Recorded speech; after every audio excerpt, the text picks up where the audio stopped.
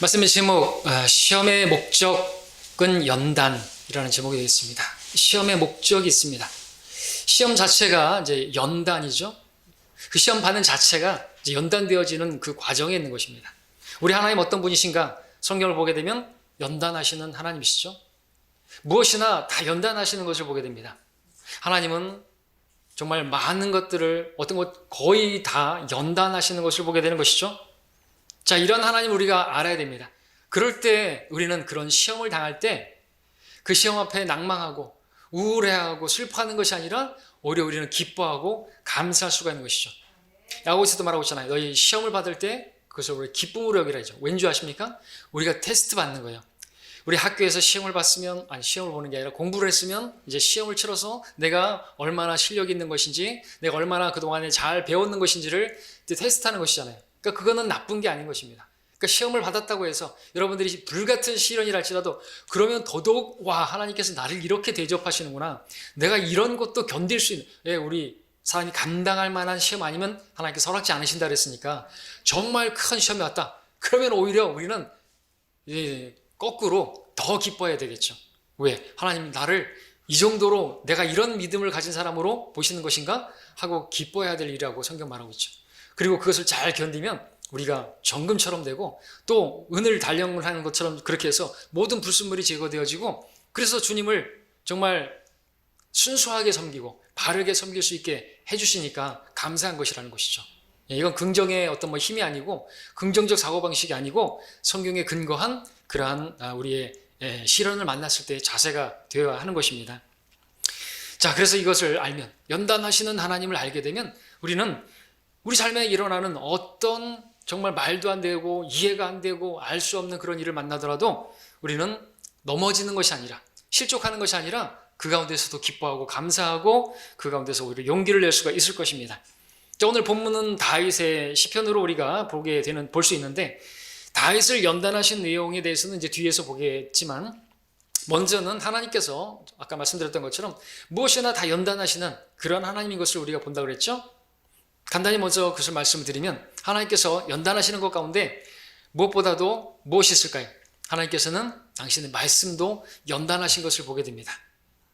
사무엘하 22장 31절에 보니까 하나님으로 말하면 그의 길은 완전하고 주의 말씀은 연단되었으며 그는 자기를 의뢰하는 모든 자들에게 방패가 되시는도다. 그러니까 하나님 말씀은요, 모든 대적들의 그 모든 불화살, 마귀의 그 불화살을 다 막아낼 수 있는 방패가 된다고 말하는 거죠. 왜냐하면 그만큼의 단련되어지고 강하게 된 그런 말씀이기 때문에 그렇습니다. 우리 하나님의 말씀이 순수한 말씀이고 그렇게 또 완전한 말씀으로 알고 있는데 그런 말씀이 되기 위해서 하나님께서는 이 말씀을 연단하셨다고 말씀하고 있습니다. 우리 시편 12편 볼까요? 시편 여러분 잘 아시는 말씀이죠?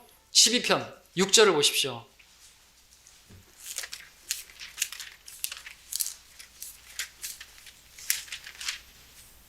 (6절에) 주의 말씀들은 순수한 말씀들이라. 어떻게 이렇게 순수한 말씀들이 있죠? 흙 도가니 위에서 단련되어 tried, 연단됐다 같은 뜻이고요. 7번 정화된 은 같도다 라고 말씀하고 계시는 것이죠. 은을 그렇게 단련하듯이 연단하듯이 주의 말씀이 7번 단련하여 순수하게 되었다 말씀하고 있습니다. 자, 여기서 말씀이 이렇게 단련되었다, 그래서 정화되었다라는 말씀은 두 가지로 우리가 이야기할 수 있는데, 첫째는 하나님께서 하나님 말씀을 인간을 통해서 기록하고 필사하고 번역하시고 그런 과정들을 허락하셨기 때문에 그 가운데 불완전한 요소가 없지 않다는 것이죠. 때문에 하나님께서는 교열이라는 과정을 통해서 우리에게 그런 것들을 걸러내시고 그래서 정화되게 하시고 그래서 이제는 누구도 시비 걸 수 없는 그러한 순수한 말씀으로 우리에게 연단된 말씀으로 정화된 말씀으로 주셨다.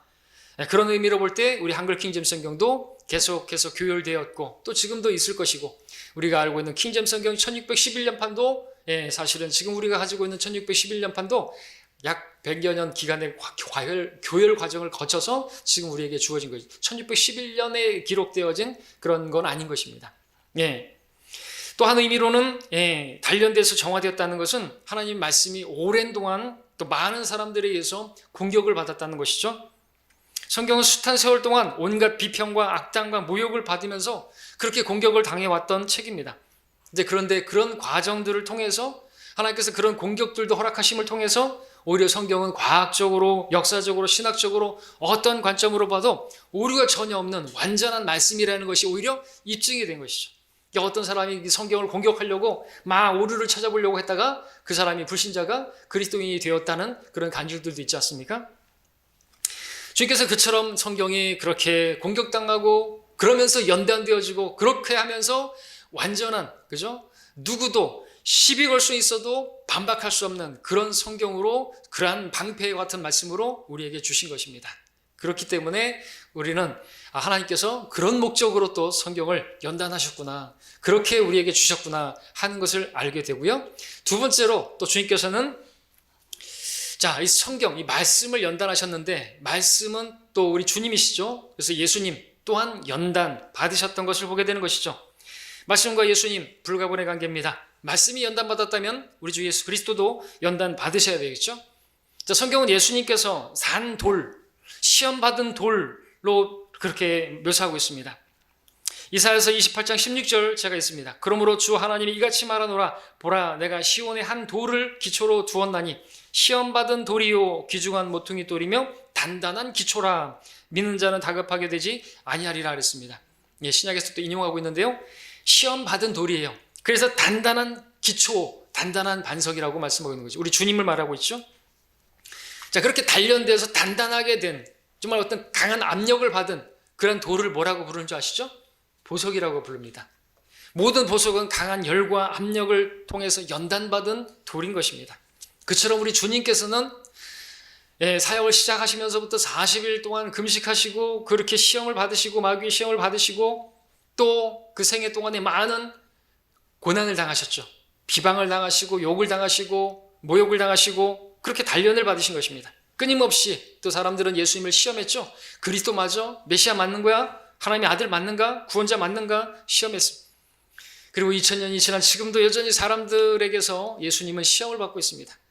그리고 예수님을 걸고 넘어지고 있습니다.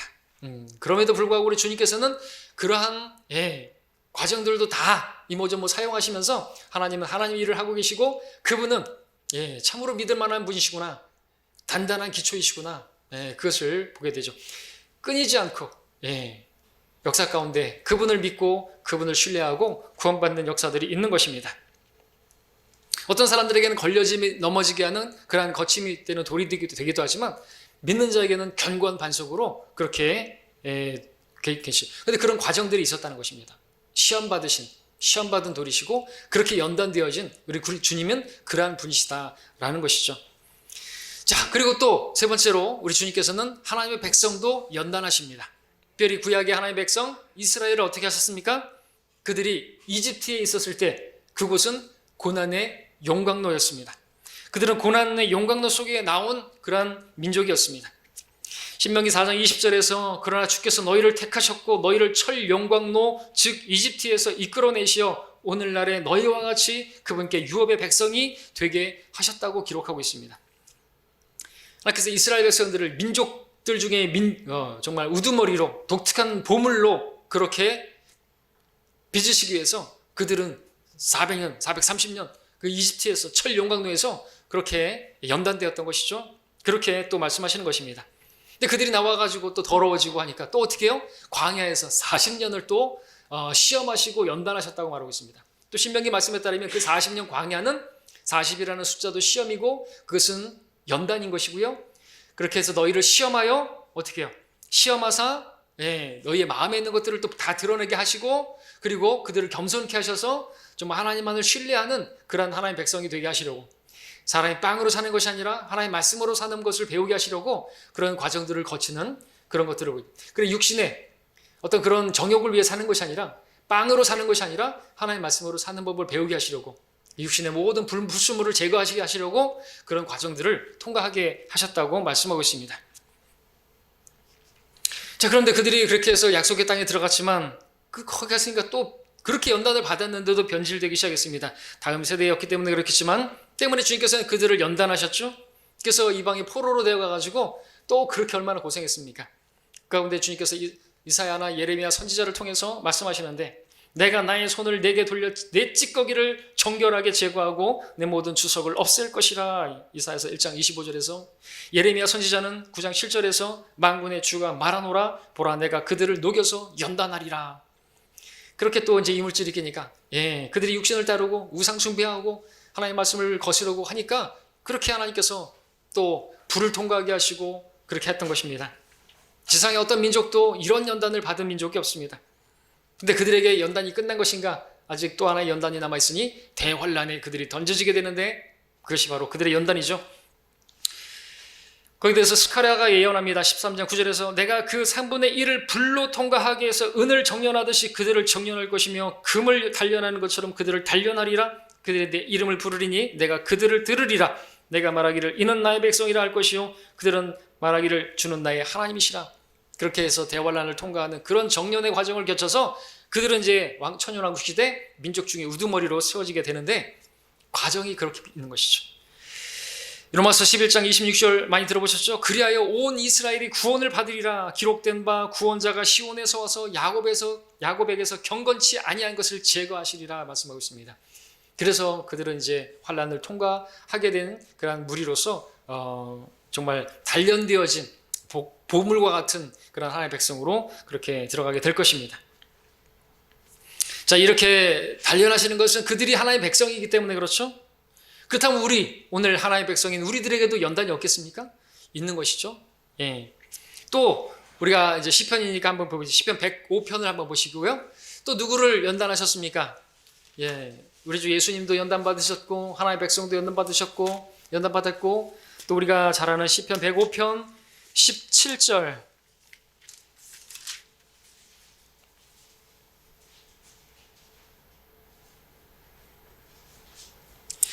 부터 19절까지 주께서 그들 앞에 한 사람을 보내셨으니 주께서 보내셨다 그랬죠. 종으로 팔렸던 요셉이라. 그의 발은 착고에 상했으며 그가 쇠사슬에 매였으니 주의 말씀이 임할 때까지 주의 말씀이 그를 연단하였도다. 그래서 17절에서 주께서 그렇게 보내셨다고 했는데 그렇게 보냄을 받은 뒤로 얼마나 그가 연단을 받았는지 아시죠? 많은 시험을 받았습니다. 말도 안 되는 일, 모함을 당하고 거짓 고소당하고 노예로 팔리고 노예시장에 서고 감옥에 들어가고 죄도 없는데 그런 연단을 받은 것이죠. 그런 과정들을 다 통과한 주께서 그렇게 하셨다고 했는데 또 여기서 마지막에서는 주의 말씀이 그를 연단하셨다 그랬습니다. 그는 그 가운데서 주의 말씀을 붙들었겠죠. 그 당시에는 꿈을 통해서 말씀을 주셨으니까 자기에게 주셨던 그 꿈을 붙잡고 그 모든 과정들을 잘 통과했더니 주님께서 그를 높이시고 건지시고 감옥에서 건지실 뿐만 아니라 통치자로 세우셨다는 것을 보게 되는 거죠. 그래서 우리는 알게 되는 거죠. 하나님은 연단하시는 분이시구나. 그래서 이 요셉에 대해서는 우리가 지난주 수요일과 또 주일에도 봤기 때문에 더 다른 설명이 필요 없고, 자, 오늘 이제 본문으로 돌아가서 시편 66편에 가서 보시면 이제 또 하나님의 사람 다윗을 보게 되는 것입니다. 여기서는 이제 다윗이라고 나오진 않지만 제목에서도 다윗으로 그렇게 볼 수가 있고요. 다윗이 아니라 할지라도 한 시인 또는 하나님의 사람 적용할 수가 있습니다. 자, 다윗 누구보다 영광스러운 이름을 얻었지만 그 또한 내 연단을 받은 사람이라 하지 않을 수가 없습니다. 사무엘에게 기름 부음을 받았지만 바로 왕이 된 것이 아니라 그날로부터 다윗의 본격적인 고난이 시작되었던 것이죠. 당시 왕이었던 사울의 적대 관계 속에서 계속해서 그를 피해서 광야 생활을 14년간이나 했던 것이고, 왕이 된 이후에도 그 연단은 끝이질 않았습니다. 연단을 가진 그런 왕이었습니다. 다시 한번 제가 읽겠습니다. 66편 10절에 하나님이여 주께서는 우리를 시험하셨고 주께서 은을 연단하신 같이 우리를 연단하셨나이다. 다윗과 또 그와 함께한 사람들도 연단을 받은 것이죠. 우리 마찬가지입니다. 우리 하나님은 이렇게 우리를 연단하시는 하나님이십니다. 근데 이게 싫은 것인가요? 아니라는 것이죠. 우리에게 시험이 있는데 그것은 우리에게 나쁜 게 아닙니다. 좋은 것이라는 것이죠. 그것을 통과하게 되면 하나님께서 우리를 작품으로 빚으시기 위한 거죠. 우리가 다 진흙과 같은 우리를 부르셔가지고 그냥 진흙 그대로 있으면 그 도자기는 아무런 쓸모가 없잖아요. 그렇죠? 어디 들어가야 되죠? 풀무에 들어갔다가 나와야 진짜 쓸모가 있지 않습니까? 풀무에 들어갔다 나오기 전하고 후는 너무나 다른 것입니다. 아무짝에도 쓸모가 없어요. 연단받지 않은 그릇은, 질그릇은. 그렇죠? 우리가 들어갔다 나오면 금그릇이 되고 은그릇이 되어서 나올 수가 있단 말이죠. 그렇다면은 그 들어가는 것을 우리가 주저하거나 싫어하거나 하지 않을 수가 있겠죠. 자, 그럼 하나님께서 왜 연단하시냐라고 또 이렇게 다시 한번 방문한다면 시편 11편 한번 볼까요? 시편 11편 5절을 가서 일단 보고 오겠습니다. 여러분들 줄 넣어놓으시고 본문은, 자, 연단하셨다, 시험하셨다, 영어로는 tried인데요. 다 같은 쓰고 있습니다. 시편 11편 5절을 보시면 주께서 의인은 시험하시나 악인과 폭력을 사랑하는 자 그의 혼은 미워하시는도다 했습니다. 미워하는 애는 이제 떡 하나 더 준다 그러는데 그냥 내버려 두시는 거죠. 내버려 두니까 온갖 죄악을 하고 로마서에서 하나님께서 근데 의인은 시험하신다, tried, 연단하신다 말씀하고 있습니다. 우리가 의인이기 때문에 연단하신다라고 말할 수가 있겠죠. 그 연단을 위해서 시험을 하시는 것이에요. 그럼 왜 우리가 의인인데 의롭게 되었는데 왜 우리를 연단하시는 것이냐 물어본다면 의인은 믿음으로 말미암아 사는 사람이기 때문이다 말씀을 드릴 수가 있습니다. 그 믿음은 어떤 믿음이에요? 주님을 믿는 믿음으로 살아야 되는 것이죠. 우리가 의롭게 되었지만 우리는 그냥 구원만 받았을 뿐, 은혜로 구원받았을 뿐 우리는 여전히 우리 육신적인 상태에서 육신을 따라 살 수 있는 육신적인 사람으로 살 수가 있는 그러한 우리들이라는 거죠. 근데 하나님께서 우리에게 어떤 어려움들을 허락하면 우리가 주님을 신뢰하고 주님을 부르게 되죠. 그것을 보기 원하는 거예요. 그 믿음을 보기 원하시는 것입니다. 의인은 믿음으로 말미암아 살리라. 자, 그럼 어떻게 연단하시는 것인가? 10절에서 우리를 시험하셨고 주께서 우리를 은을 연단하신 같이 우리를 연단하셨다. 66편에서 말하고 있죠. 시험하셨습니다. 시험, 트라이드고 연단하셨다, 트라이드인데 그렇게 우리를 연단하시고 연단하신 것이죠. 그 연단은 시험입니다. 시험은 연단이에요. 시험의 목적은 연단입니다. 제목처럼 은을 연단하신 같이 연단하셨다 그랬는데 은을 연단할 때 어떻게 하는 것인가? 불에 들어가고 물에 들어가는데 여러분들 12절의 중반을 보시게 되면 우리가 불을 통과하고 물을 통과하였다는 말씀을 보게 되죠. 왜 그렇게 하는 것입니까? 불순물을 제거하고 단단하게 하기 위해서, 단련시키기 위해서다는 것이죠. 마찬가지로 주님께서 우리를 연단하실 때 불을 통과하게 하시고 물을 통과하게 하시는 거예요.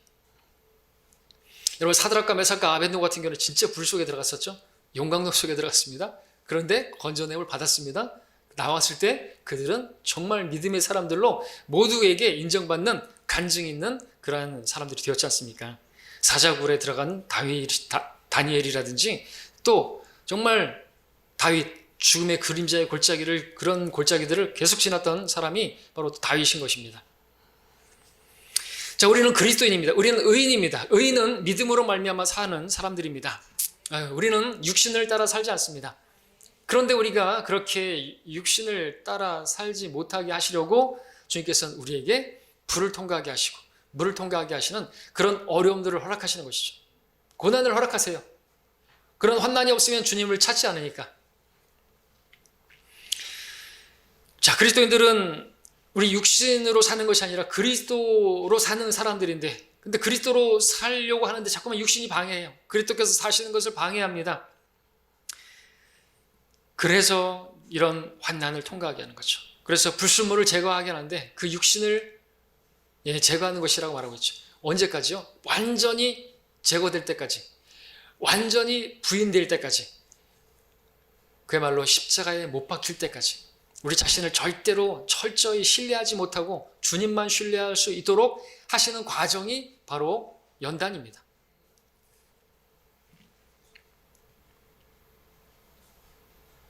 그래서 육신을 신뢰하지 아니하고 육신을 십자가에 못 박은 거 죽은 것으로 여기고 주님을 믿는 믿음으로 살게 하시려고 우리에게 그렇게 이끄신다는 것이죠. 자, 그렇게 이끄시기 위해서 고난을 허락하세요. 12절에서 다윗은 어떤 일을 겪었는지를 고백하고 있는데 11절 처음만 보면요. 주께서 우리를 그물로 이끄시어라고 했습니다. 이것만 일단 먼저 보시면 자, 다윗은 의인이었습니다. 의로운 사람이었습니다. 그런 그를 주님께서 그물로 이끄셨다 말씀하고 있습니다. 그물로 이끄셨다라는 것은 그물로 들어가게 만드셨다. 도망갈 수 없는 그런 정말 사면초가 그런 곳으로 이끄셨다라는 것이죠. 그래서 영어로는 이제 brought us into the net. 그래서 그물로 이끄셨다. 그물에 걸리게 하셨다. 꼼짝 못하게. 그런 곳으로 사면초가로 인도하시는 것이에요. 앞이 꽉 막히고 사면에서 당하는 고난 바울과 같이 여러분 홍해바다로 홍해바다 앞에 섰을 때 이스라엘 백성들은 그야말로 진퇴양난이었죠. 꽉 막혔습니다.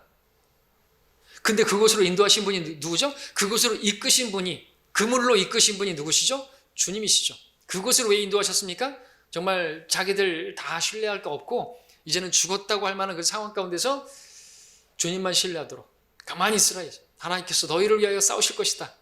마찬가지라는 거죠. 다윗도 정말 사울이 무슨 토끼몰이 하듯이 또는 물고기 모듯이 그렇게 그물을 하는데 완전히 사로잡힐 수 있는 그런 상황 가운데, 또 사울이 다윗과 단둘이 있을 때 창으로 던지려고 했죠. 2번이나 던지려고 했죠. 죽을 뻔했죠. 그런 상황들이 뭡니까? 그물에 걸리는 상황들이었다는 거죠. 정말 그런 가운데 또 하나님께서 피하게 하시고 또 그물에 걸리는 것 같은 그런 그런 광야에서 그렇게 몰아가서 잡히고 죽을 뻔했는데 그 가운데 어떻게 했어요? 바위 하나를 두고, 그죠?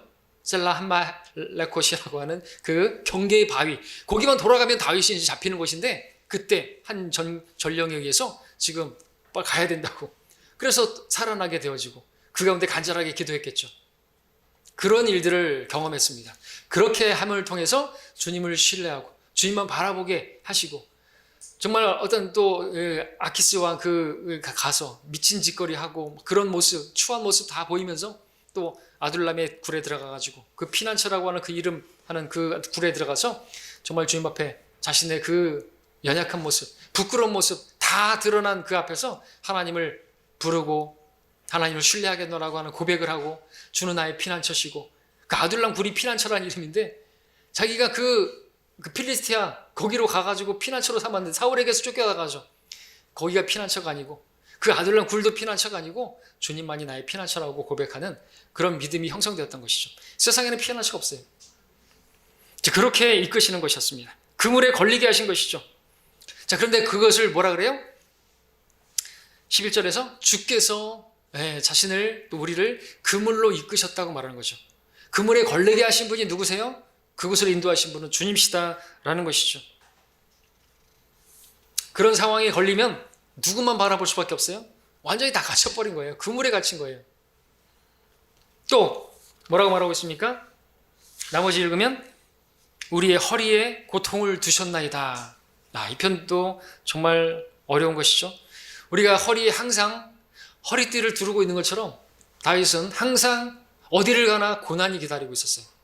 마치 해산이 가까운 여인이 허리를 짚으면서 그렇게 고통스러워하는 그와 같은 극심한 고통을 항상 달고 다녔다고 말하는 것이죠. 다윗의 삶은 허리에 고통을 두르는 것 같은 그런 고통의 연속이었습니다. 요나단에게 그가 말했죠. 내가 삶과 죽음이 한 걸음밖에 되지 않는다고 고백했고, 말년에 고백했던 시편 23편에서는 내가 죽음의 골짜기를 지나는 그런 일들을 경험했었다고 말하지 않습니까? 자, 우리 또한 허리에 허리띠를 두르는 것처럼 우리의 삶이 고난의 일상생활이 곧 고난인 것 같은 그런 삶을 살 수가 있는 것입니다. 그럴 때 우리는 마음이 무척 괴롭겠죠? 자, 또한 그것뿐만 아니라 12절에 주께서 사람들로 우리 머리 위로 타고 지나가게 하셨으며 라고 말하고 있습니다. 이게 무슨 뜻인가요? 이것도 어떤 고난일까요? 우리 이사야서 51장 함께 보기에 넘어오겠습니다. 51장 23절 보고 오겠습니다. 줄러 놓으시고. 이것은 이제 주석에서는 이제 대환란 때 이제 머리 위로 막 이제 뭐가 지나가고, 비행기가 지나가고, UFO가 지나가고 그런 것으로 할 수도 있는데, 자, 우리는 역사적인 그러한 사실로 보고자 합니다. 이사야서 51장 23절 말씀을 보시면,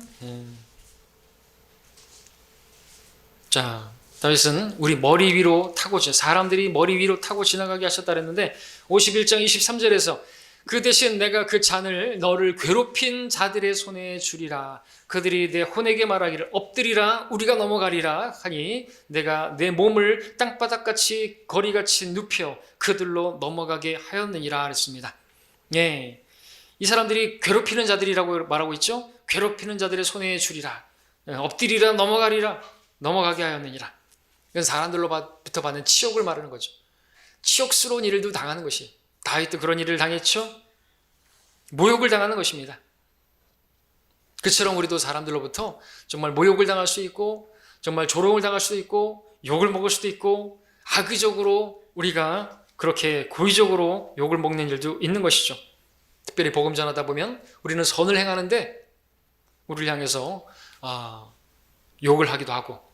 자, 지금 우리가 살펴본 세 가지, 그물에 걸리게 되고 정말 허리에 고통이 항상 달려있고 또 사람들이 우리 머리 위를 지나가는 것 같은 그런 치욕스러운 일들을 또 당할 수가 있는 것입니다. 여러분에게도 그런 일이 있습니까? 자, 우리가 그런 상황에 처하게 될 때 우리는 말합니다. 왜 나에게 이런 일이, 정말 이런 극심한 고통이, 왜 나에게 이런 치욕스러운 일들이 일어나는 것인가? 내가 왜 그물에 걸려야 하고, 왜 고통이 일상이 되어야 하고, 왜 내가 사람들로부터 그렇게 조롱거리가 되고 모욕을 당해야 되는 것인가? 물을 것입니다. 그리고 나와 함께 계시는 주님께 왜 내가 이런 상황을 당해야 되냐 하고, 왜 하나님께서 나에게 이런 상황을 허락하셨고 왜 이런 곳으로 인도하시냐고 물을 것입니다. 답은 무엇입니까? 답이 뭐예요? 그렇게 보실 수 있어야 되는 거죠. 그렇게 보실 수 있으면 그 가운데 우리는 낙심하지 않을 수 있어요. 무너지지 않을 수 있습니다. 불평하지 않을 수 있습니다. 기뻐할 수 있습니다. 모든 일에 감사할 수 있습니다. 그때도 감사할 수 있는 것이죠. 답을 말씀드렸습니다. 잊어버리지 마십시오. 어찌하여 이 모양입니까가 아니고 감사합니다 해야 될 자리라는 것이죠. 연단하실 목적으로 그런 일을 허락하신 거예요. 여러분들 작품으로 빚으시기 위해서 우리 물렁물렁한 그리스도인으로 살게 하시려고 아니고 그냥 이 땅에서 잘 먹고 잘 살고 복이나 받고 그러고 살려고 하시는 게 아니고 그 하나님의 뜻이 아닌 거예요. 그들의 반석과 우리의 반석은 다릅니다. 자, 그렇게 해서 그런 과정들을 통해서 불순물을 제거하는 것이에요. 무엇이에요? 우리 육신을 신뢰하지 않는, 주님만 신뢰하게 하시려고. 우리는 이 고난을 당하게 때 우리는 고난을 당하면 이제 정말 우리 자신이 아무것도 아니라는 것을 인정하게 되죠. 아무것도 아닌 자예요. 우리가 스스로 지혜롭게 여길 때가 있습니다. 난 너무 똑똑한 것 같아. 근데 우리가 그물에 걸리게 되면 내가 얼마나 어리석은지를 그냥 드러나요. 자, 우리는 스스로 능력 있다라고 생각할 때가 있습니다. 근데 고난이 일상이 되게 되면 참으로 내가 아무 능력이 없고 아무것도 할 수 없다는 것을 알게 되죠. 또 우리 스스로 다른 사람들보다 낫다라고 여길 때가 있습니다. 그러나 사람들로부터 치욕을 당하게 되면 내가 아무것도 아니라는 것을 알게 되는 것이죠. 자, 이 세 가지가 우리로 하여금 무엇을 보여줍니까? 우리를 어떻게 내가 아무것도 아니구나 라는 것을 신하게 만드는 것이에요. 이런 저런 3종 세트로 그걸 보게 하셔서 철저히 나를 부인하게 하셔서 내 안에 계시는 그리스도, 내 소망이신 그분만을 소망으로 삼고 주님을 의뢰하는 삶을 살라고 인도하시는 것이죠. 고린도전서 1장에 따르면 주님께서 우리를 부르셨는데 우리가 어떤 사람들인가? 우리는 어리석고 우리는 약하고 우리는 천하고 우리는 멸시받고 우리는 아무것도 없는 자들이라고 말씀하고 계십니다. 왜 그들을 부르셨습니까? 왜 우리 같은 사람을 부르셨습니까? 그래야 우리가 아무것도 자랑할 게 없고 나는 자랑할 게 없고 내가 아니요 오직 그리스도, 그분만을 자랑할 수 있는 그런 우리들이기 때문에 우리를 부르신 것이에요. 근데 우리가 뭐 자랑할 게 있어요? 우리가 뭐 그렇게 지혜로워요? 우리가 뭐 그렇게 능력 있어요? 우리가 뭐 그렇게 대단한 사람입니까? 아무것도 아닌 것이에요. 아무것도 아닌 사람들이 근데 자꾸만 자기 자랑을 한다? 그러면은 들어가야죠. 다시 학습을 하려야죠. 배워야죠. 광야로 가든지 고통이 오든지 사람들로부터 치욕을 당하든지 그런 3종 세트로 허락하시는 겁니다. 12절 다시 보십시오. 시편 66편 12절에 상반절만 보시면 주께서 사람들로 우리 머리 위로 타고 지나가게 하셨으며 우리가 불을 통과하고 물을 통과하였더니, 자, 여기서 주위에서 보실 말씀은 통과하였더니라는 말씀을 보십시오. 이 말씀은 우리가 불을 통과하고 물을 통과해야 한다는 것이죠. 그런 일들이 우리에게 있다라는 것입니다. 고난은요, 환난은요, 우리가 통과해야 할 코스예요. 주님께서 우리를 연단하실 목적으로, 그 목적이 있는데 그 목적을 우리가 이제 이루게 되면, 그죠? 주님을 신뢰하고 주님을 부르게 되면 통과하는 것이 건져지는 것입니다. 불을 통과하게 되고 물을 통과하게 된다는 것이죠. 그러므로 우리는 그런 가운데서 낙담할 것이 아니라, 그 가운데 불평할 것이 아니라 통과해야 할 구간으로 요셉처럼 우리는 그렇게 바라봐야 되겠죠. 그때도 주님을 바라보는 가운데, 하나님께서 나와 함께 하시고 버리지 않으셨다는 것을 믿는 가운데, 여러분들 우리가 해야 될 것은 기도하는 것입니다. 시편 50편을 볼까요? 15절에 잘 하시는 말씀이죠. 왜 기도해야 됩니까? 왜 고난을 허락하신 목적이 거기 있기 때문에 그렇죠. 우리가 주님을 부르도록 하시기 위해서. 고난의 목적, 시험의 목적이 뭡니까? 우리 자신을 신뢰하지 않냐고 주님을 신뢰하기 위해서라 그랬죠. 시편 50편 15절에 우리 한 목소리를 읽죠. 자, 시작. 고난의 날에 나를 부르라. 내가 너를 구해낼 것이요 너는 나를 영화롭게 하리라 그랬습니다. 주님께 영광 돌릴 수 있으려면요, 그런 일이 있어야 되겠죠. 하나님께서 그 가운데서 나에게 행하신 그 일이 있어야 내가 영화롭게 하고, 그리고 그런 일이 있기 위해서는 고난이 필요않고 따라와야 되고, 그럴 때 주님께서 기대하시는 게 뭐예요? 부르라 이거죠. 고난의 날에 나를 부르라 이거죠. 왜 안 찾으니까 주님을. 평상시에 안 찾아요. 주님 필요 없어요. 주님 없이도 저 얼마든지 혼자서도 잘해요. 그거 자기 교만이잖아요. 야고보서 5장 13절에서 너희 가운데 고난받는 자가 있느냐? 그는 기도할 것이요 라고 말씀하고 있습니다. 기도하라 말씀하십니다. 그럼 응답해 주신다 말씀하십니다. 예, 다시 시편 본문으로 오셔서 66편에 오셔서 18절을 보시면 우리가 이제 기도할 때 기도 응답이 안 될 때가 있죠. 왜 안 될까요? 우리가 점검할 부분을 먼저 보고 지나가면 18절 말씀입니다. 시편 66편을 보고 있습니다. 68절을 보시면 내가 내 마음의 죄악을 생각하면 주께서 내게 듣지 아니하시리라 했습니다. 그렇죠? 너무나 잘 아는 말씀입니다. 기도할 때 우리는 자백 먼저 해야 되겠죠?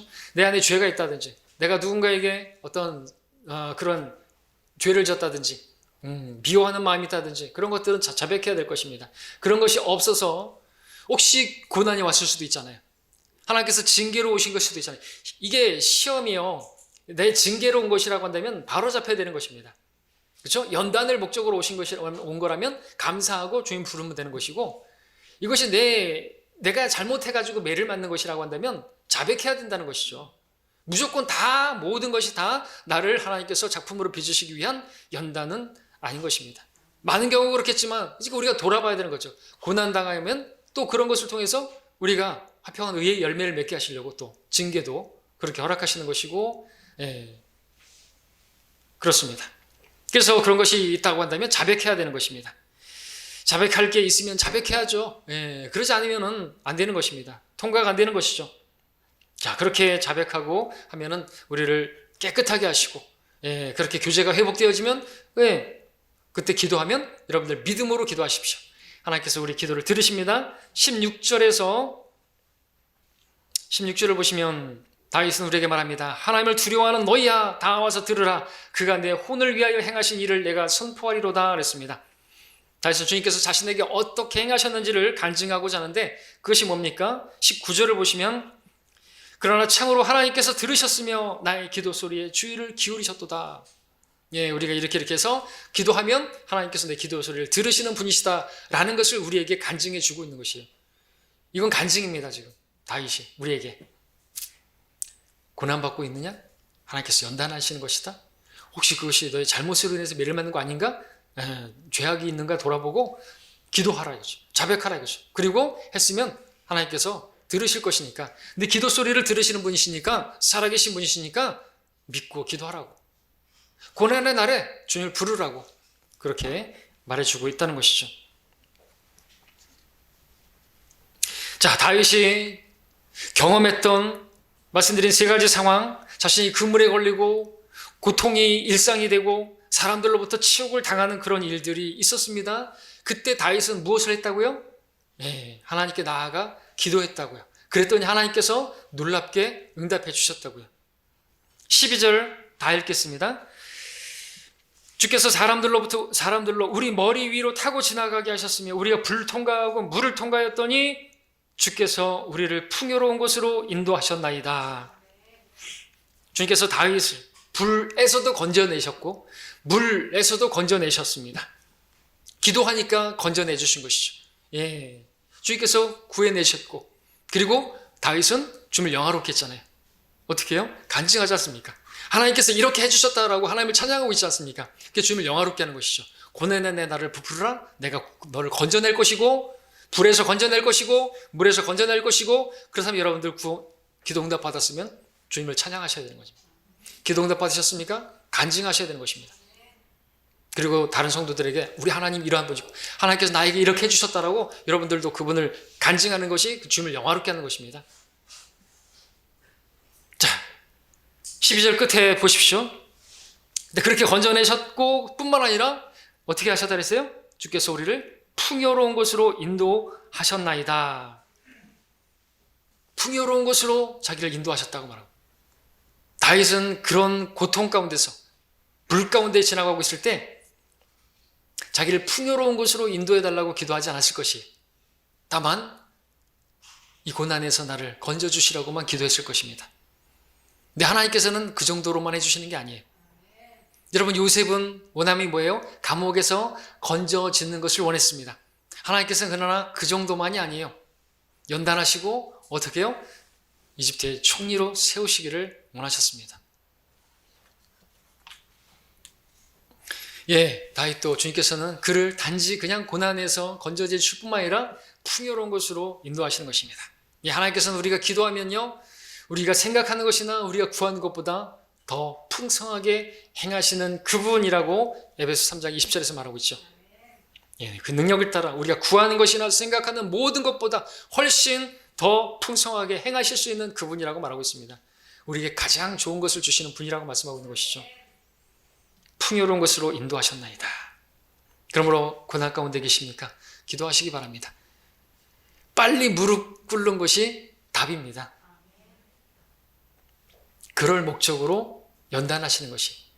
이걸 배웠잖아요. 근데 또 우리 어려움 당하면 기도 안 합니다. 내 방법으로, 내 지혜로, 내 뭘로 나 뭘 해보려고 하죠. 연단이 안 된 것이. 계속되는 과정을 통해서 이제 연단되면은 올 것이 왔구나. 나는 해야 될 게 골방으로 들어가는 것이에요. 그 사람이 연단된 사람입니다. 훈련되었단 말이죠. 즉시로 무릎 꿇습니다. 근데 이 무릎 또 어떤 파도가 왔는데 그 다음 또 파도가 오잖아요. 그때 또 연단 바로 엎어지는 겁니다. 바로. 그게 연단된 성도의 모습이죠. 자, 이제 또 마지막으로 볼 부분이 하나 있는데, 우리가 기도할 때 5절 보십시오. 5절, 6절. 우리가 고난 가운데 있을 때 믿음으로 기도해야 되는데, 특별히 우리 하나님 말씀을 기억하면서 기도할 필요가 있습니다. 5절, 6절. 와서 하나님께서 행하신 일들을 보라. 사람의 자손들에게 행하신 그 일이 두렵도다. 그가 바다를 마른 땅으로 바꾸셨으므로 그들이 걸어서 큰 물을 통과하였으니 그곳에서 우리가 그분을 기뻐하였도다. 다윗은 자신이 처한 그 고난을 어떤 것에 비할 수 있냐면, 마치 이스라엘이 홍해를 통과한 것 같은, 그래서 그 물 가운데서 이렇게 지나가고 건져냄을 받은 것 같은 그때의 그 말씀을 기억하고 그렇게 했던 것이죠. 주님께서 이스라엘 백성들을 홍해로 그렇게 걸어서 지나가게 해서 정말 주님을 기쁨이 가득하게 했던 그때 말씀. 그러니까 다윗의 지금 처한 상황이 이와 다르지 않은 그런 상황이었던 것이죠. 그물에 걸린 것과 같고, 그런 상황에서 이 말씀을 붙들고 기도했던 것이죠. 우리도 말씀을 붙들고 기도하는 것이 필요한 것입니다. 그렇게 말씀에 근거해서 기도하면 우리 생각대로 기도하는 것이 아니라, 우리 정욕대로 기도하는 것이 아니라 하나님의 말씀대로 기도하고 하나님의 뜻에 맞는 기도를 할 수 있고, 그런 기도가 능력 있는 기도고요. 그런 기도에 응답해 주시는 것이죠. 우리가 율법에서 귀를 돌이키면 그의 기도마저도 가증하다 그랬지 않습니까? 하나님 이렇게 해주셨던 분입니다. 하나님께서 과거에 이렇게 해주신 분 아닙니까? 또 그때도 저에게 그때 해주셨지 않습니까? 제가 그분을 신뢰합니다. 그리고 주님께서 그때 그렇게 해주셔서 나로 주님 찬양케 하시고 성도들 앞에 간증하게 하지 않았습니까? 이번에도 그렇게 해주셔서 제가 정말 우리 주님 앞에, 성도들 앞에 주님을 찬양하게 해주십시오. 그렇게 여러분들이 기도한다면 하나님께서 응답해 주신다는 것이죠. 네, 이런 걸 배워야 되겠죠?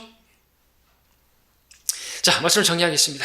우리 하나님 무엇이나 다 연단하시는 분이십니다. 말씀도 연단하시고 우리 주님도 연단받으셨고 요셉도 연단하신 분이시고 이스라엘도 연단하신 분이고 오늘 또 다윗을 보게 됩니다. 우리는 계속해서 이런 말씀을 들어왔습니다. 하나님께서 연단하시는 분이십니다. 왜요? 우리가 의인이기 때문에. 의인은 시험하시는데 그 시험은 마귀가 시험하는 그런 템테이션의 시험이 아니에요. 예, 테스트, 트라이드, 우리를 좀 더 주님과 가까이, 주님을 부르도록, 빨리 부르도록 계속되는 시험을 통해서 우리는 빨리 무릎 꿇는 훈련이 돼야 되는 거예요. 우리는 그 가운데서 뭘 찾아 헤매는 것이 아니고 사람을 신뢰하는 것이 아니라 얼마나 빨리 무릎 꿇는 사람이냐. 주님을 신뢰하는 것이야. 주님 아무것도 할 수 없습니다. 아시죠? 아무것도 저는 지혜도 없고 방법도 없고 능력도 없습니다. 주님만 바라봅니다. 주님 앞에 엎드리잖아요. 그 사람이 연단된 사람이에요. 우리가 뭘 할 수 있는 사람들이 아닌 것이죠. 예, 여러분들 기억하십시오. 그런 어려움들을 시험이고 그런 연단을 목적으로 하는 것이고 그것은 여러분들 통과해야 할 코스라는 것을 기억하십시오. 거기에 주저앉아 있으시면 안 되는 것입니다. 예, 그리고 빨리 이것만 지나가게 해주시라고 그렇게 그냥 빨리 지나가게 해주시라고 말만 하면서 기도하지 않으면 주님께서 다음에 다시 복습 훈련, 아니 복습도 아니에요. 이거는 다시 시작하는 거예요. 다시 계속된단 말이죠. 우리 이런 말씀 너무나 잘 알죠. 자백하지 않은 것이 다음에 자백하시고 그것 때문에 온 것이라 올 수 있으니까 그렇게 했다고 한다면 여러분들 구하시기 바랍니다. 그러면 주님께서 여러분들에게 하나님의 일하신 그 능력의 위대하심이 어떤 것인가, 우리 지각을 초월하는 하나님의 평강과 함께 우리가 구하는 것보다 더 훨씬 좋은 것들을 우리에게 허락해 주시는 분이신 것입니다. 자, 우리의 신앙은 연단의 과정을 통해서 온전하게 됩니다. 환난은 인내를, 인내는 연단을, 연단은 소망을 이룹니다. 진정 우리가 주님 보실 때 우리가 주님을 소망으로 삼는 그 믿음을 갖는 것은 반드시 거기에 연단이 있고 그런 연단은 계속되는 반복되는 것입니다. 훈련이에요. 과정, 경험을 통해서 그때 그 과정을 통해서 내가 또 이제 해야 될 것은 이것이다. 주님을 소망으로 삼게 내 소망은 오직 주님께 있나이다. 내가 사는 것이 아니고 그리스도께서 내 안에 사시는 것입니다. 그 고백을 하게 하시려고 우리를 인도하시고 그물로 이끄시고 고통을 허락하시고 치욕도 당하게 하시는데요. 그 가운데서 여러분들 원망하지 마시고 불평하지 마시고 주님의 뜻을 이루시는 우리 모두가 되길 바랍니다. 믿음으로 통과하시고 주님을 기쁘시게 하는 우리가 되길 바랍니다. 기도하겠습니다.